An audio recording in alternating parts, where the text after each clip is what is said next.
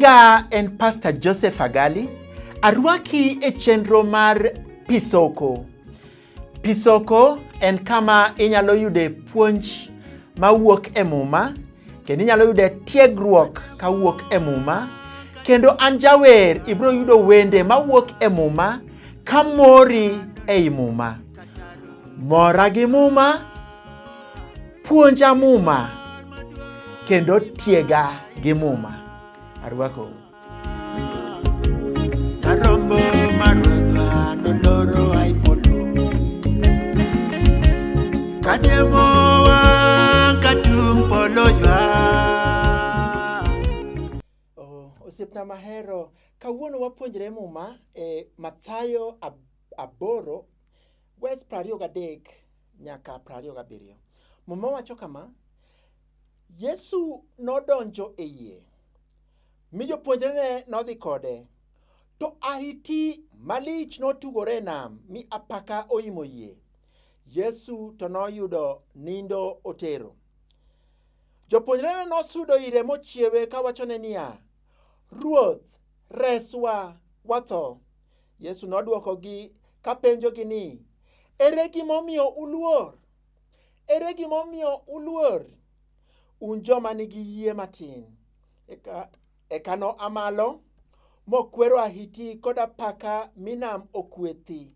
Ne giwuoro giduto ka gipenjore niya, ng'atni en ng'at manade, ma kata mana yamo gi apaka winje awinjani.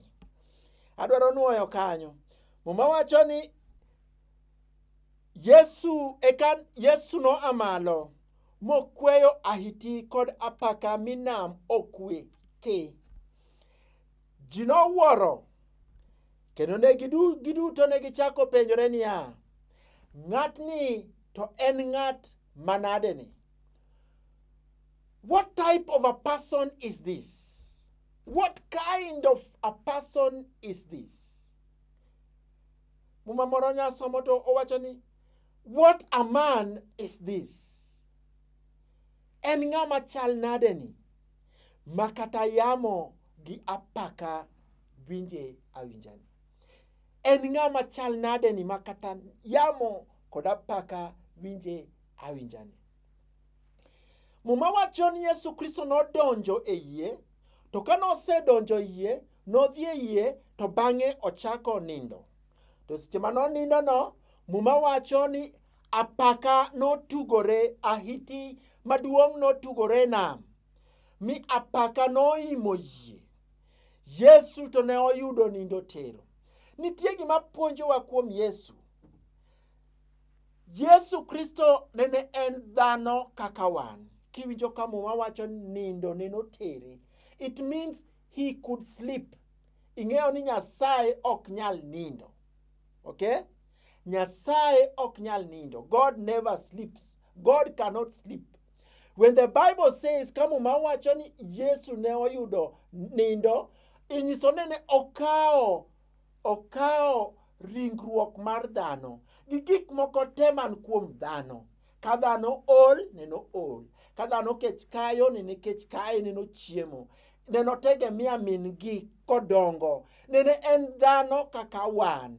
Nikech neno dwaro experience mondo bed achiel kuomwa. Mondo warwa neno chuno mondo bed achiel kuomwa. Nendo ing'eyo kisomo muma mar Ruth 4, iyudo kanyo ka Boaz neno dwaro mondo odonj kar owadgi.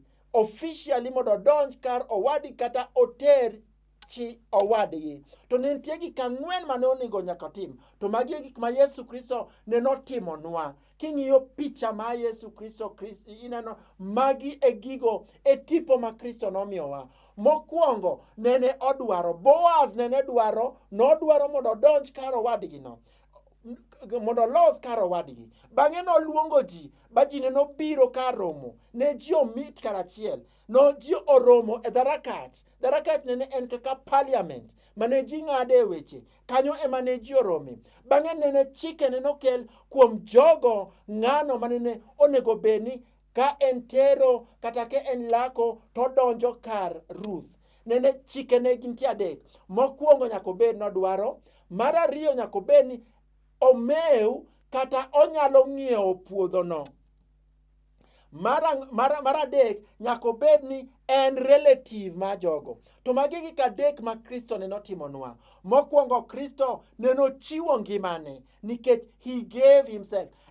Odwaro warowa, ok chune kod warowa. Odwaro golo richowa, ok chune kod golo richowa. En owuon nowuok e polo, nobiro e piny ka nikech odwaro. He wants to save us. Owacho ni ne wuod dhano obiro mondo owar joricho. Ka in jaricho, Kristo heri. Kristo dwaro mondo ibed gi konyruok, owari ibed gi konyruok, ibed maonge richo kata achiel. Tinyalo mana wari kod ng'ano madwaro. Kristo en dhano, Kristo en Nyasaye, nowuok e polo, nobet ei Bikira Maria, neno odoko dhano. Ka nosedoko dhano, obet achiel kuomwa. Ka en achiel kuomwa, onyalo miyowa warruok nikech en achiel kuomwa. Mane omiyo Kristo, ka in ng'ano mosewar, kik ikaw rombo to kendo ni ideyo rombo gi thuon ka ing'ado ng'ute mondo rembe ochwe nikech in.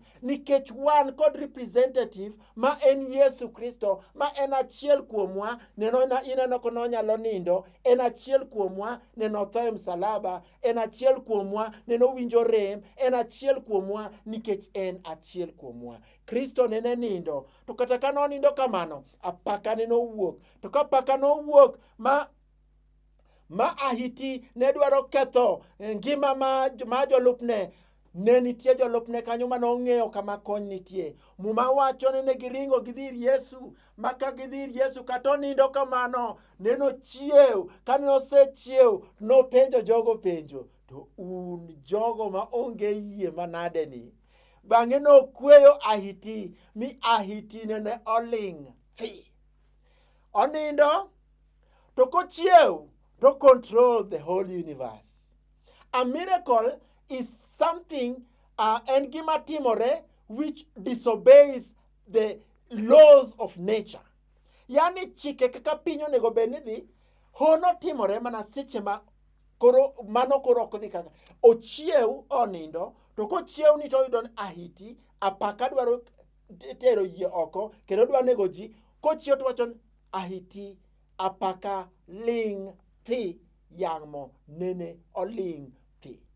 Bang'e ne giyudo ni kara ng'ama wan go ni mawene dhano ni ok en dhano kende. Ng'ama wan go mawene wan kodo ni kendo wagogo mbaka ni ok en ng'ato kaka wan kende. En ng'ama nadi ni ne gichako kendi ka giwacho ni to ng'ani kata mana yamo winjo duonde. Piny gi polo winjo duonde. Yamo winjo duonde. Ahiti winjo duonde. Apaka winjo duonde.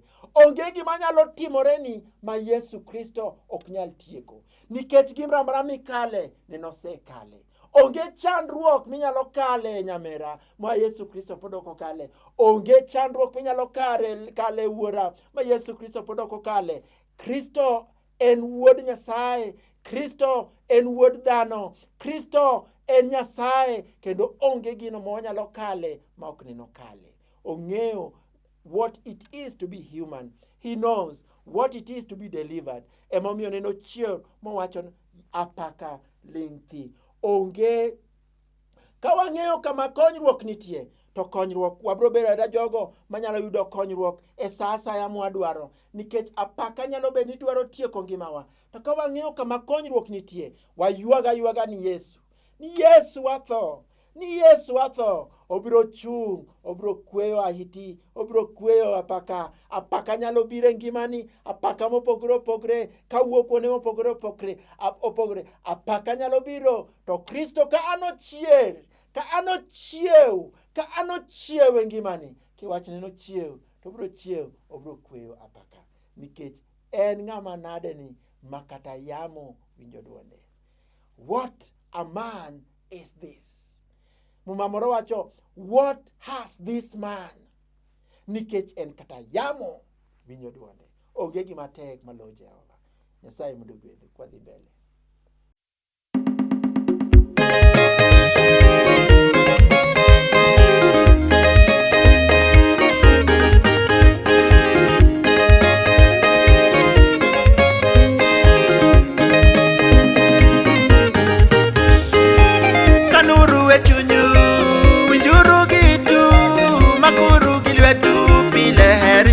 Nyasachu. Kata ka wuotho, kata ka unindo, kata ka ubudho pile her Nyasachu. Ere chik moloyo chike duto te. Nyisa chik moloyo chike musabe. Ero Ruoth Nyasacha gi chunya te. Nyisa chik moloyo chike duto te. Ere chik moloyo chike duto te. Nyisa chik moloyo chike musabe. Ero Ruoth Nyasacha gi chunya te. Nyisa chik moloyo chike duto te. Ero Yesu gi chunya te. Chik Nyasaye.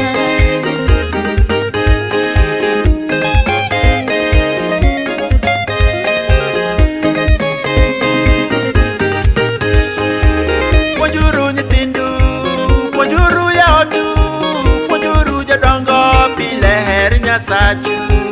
Kata ka wuotho, kata ka unindo, kata ka ubudho pile her Nyasachu. Ere chik moloyo chike duto te. Nyisa chik moloyo chike musabe. Ero Ruoth Nyasacha gi chunya te. Nyisa chik moloyo chike duto te. Ere chik moloyo chike duto te. Nyisa chik moloyo chike musabe. Ero Ruoth Nyasacha gi chunya te. Nyisa chik moloyo chike duto te. Nyasacha moloyo chike duto. Aheri Baba.